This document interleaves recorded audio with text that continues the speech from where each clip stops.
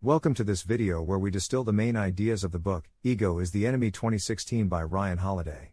Ryan Holiday is an American author, podcaster, media strategist, and bookstore owner.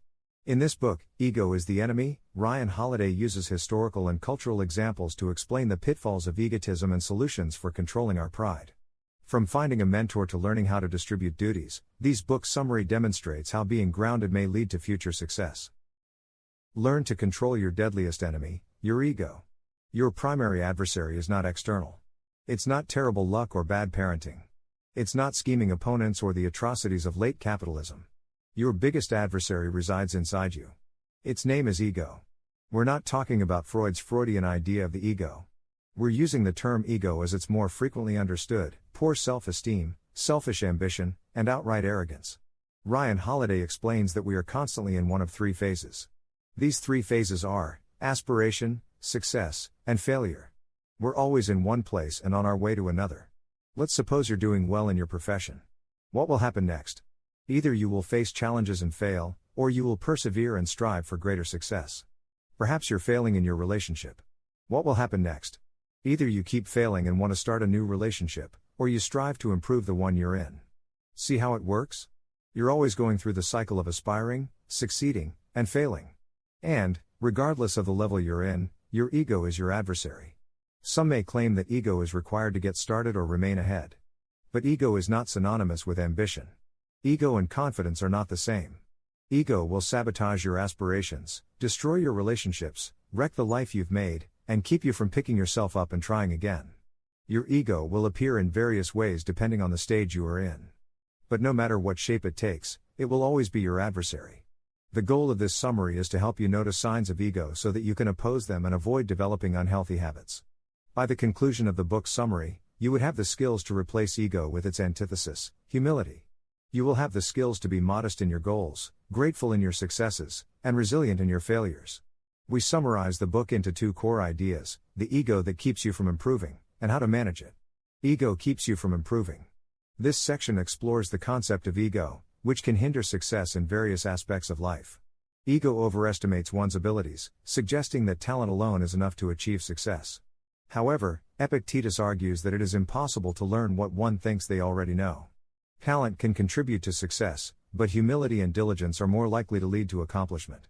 An important skill at this stage is the ability to accurately assess one's own abilities. William Tecumseh Sherman, a general in the Union Army during the American Civil War, exemplifies this skill. He moved from post to post, acquiring new knowledge at each new posting. When President Lincoln offered him a promotion, Sherman chose not to seek superior command, focusing on his expertise and learning from his experiences. This approach allowed him to spearhead a strategic plan that relied on his expertise and lessons learned, rather than self-assurance. This highlights the difference between confidence and ego. Confidence is founded on hard work, accurate self-assessment, and actual achievements, while ego is foundationless. Sherman left his ego at the door throughout his career, earning him not only confidence but success. To overcome ego, it is essential to assess oneself critically, objectively, and unforgivingly. This process is tough but not painful, as it is about humility and understanding one's true abilities. With an uninflated, unexaggerated understanding of one's abilities, one is more likely to succeed as they are prepared to put in the hard work. Managing the ego. Achieving greatness is a journey of small actions, not grand visions. Mastering a skill takes time and effort, and putting in the work is the best way to counteract your ego and replace it with confidence. Holiday provides 8 pointers for counteracting ego, with more than half of them being about action and being willing to put in the work. Talking less is crucial as it consumes resources like time and mental energy, creating an illusion of progress. Beware of excess talk and focus on the process rather than the accomplishment itself. Success is not an endpoint, it's a process of putting in the work, and it's important to enjoy the process, not the accolades or admiration that may come with it. Talk less, work more, and enjoy the process rather than the rewards it brings. Success is not the work you've done, it's the work you're doing. Keep working and enjoy the work itself, not the rewards it brings. Here are 3 success tips for managing the ego. 1. Maintain a continuous learning mindset. The ego, which is filled with self-regard and self-worth, can hinder aspiring individuals from learning and improving. Kirk Hammett, a renowned musician, was a prime example of this. At 20 years old, he joined Metallica and became its lead guitarist. Despite his success, he knew he needed to continue learning and was a student of virtuosic guitar teacher Joe Satriani. Satriani was tough on his students, and many, controlled by ego, stopped studying with him. However, Hammett, who was ranked as the 11th greatest guitarist of all time by Rolling Stone, continued to study and practice. Recognizing one's accomplishments can make it harder to stay humble and resist the self-satisfied words of one's ego. For example, Steve Jobs, who created the Apple II computer, may have rested on his laurels after creating the iPhones or iPads. Pride and ego go hand in hand, and pride can justify our ego, making us feel special and superior. To counteract this, it is essential to remain a student. During the aspire stage, you may have studied under someone. When you reach the success stage, maintain that student mentality. Be a student of your craft, as there is always more to learn.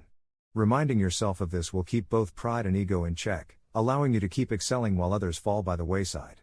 2. Prioritize what matters most. The story of Ulysses S. Grant, former U.S. President, serves as a cautionary tale about the dangers of ambition and ego. Grant, a well-known military hero, was ambitious and sought to win the highest political office in the United States. However, his ambition was based on a solid foundation of real achievements, unlike ego, which is based on a solid foundation of achievements.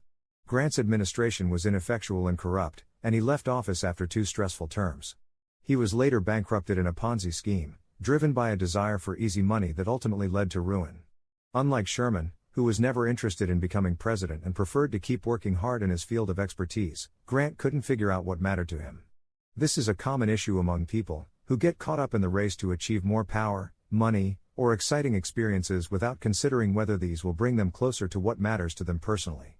Pursuing goals will require trade-offs, and ego allows no trade-offs. The key to getting what you're after is knowing what you're after, and once you know that, you can ignore everything that might get in your way. It's important to remember that what matters to you is not just to society or others, but to you. By understanding what matters to you, you can avoid chasing goals or positions that may not be meaningful to you. 3. Manage your ego by delegating duties and trusting your team. Trusting teammates and coworkers can be a sign that your ego needs to be reined in. Place trust in others' work and you and your team will benefit from it. As you move up the career ladder and take on more managerial roles, you may face the temptation to do the work that you should be delegating. Resist the voice in your head that tells you that only you know how to do things correctly. Delegate tasks and appreciate the benefits of delegation. You may discover that others are just as capable of handling everything you used to have on your plate, and you'll suddenly have time to dedicate to new things. Trust others, respect their work, and put your newfound time to use. 4. Determine the root cause of failure. Our egos tell us we're entitled to receive rewards, but the world doesn't always work in accordance with our plans. When you don't get the promotion or job you applied for, it's natural to feel frustrated. To confront this, acknowledge the work we've done and recognize that we can't always control the outcome of our work or people's opinions. An unexpected result should be welcomed as an opportunity to honestly reflect on our performance. On the other hand, remember that lucky breaks are not the same as success that comes from hard work. Be honest with yourself about your performance. The next time something doesn't go the way you expect, take the time to understand why and improve your best efforts. This will give you a better chance in the future. In summary, the core message of this summary is simple: avoid ego, now, in the future, and always. Aspiration is a road to achievement, but it may also lead to problems. Success will bring new challenges, but it should also inspire new goals. Obstacles might lead to new goals and triumphs. The circle never stops. If you fail, take it as a chance to learn, develop, and go on stronger and more equipped. Only your ego is holding you back. All of history's great experienced challenges and problems. Everyone made errors. But they used those hurdles to their advantage, or learned from them, even if the only lesson was that no one is perfect, and the world does not always conform to one's desire. If they hadn't learned, if they hadn't had the self-awareness and humility to take the lesson to heart, they would never have progressed or achieved great things.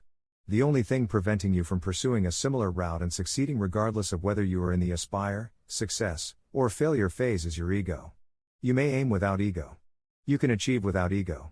You may fail with power, but not with ego. Ego is the enemy.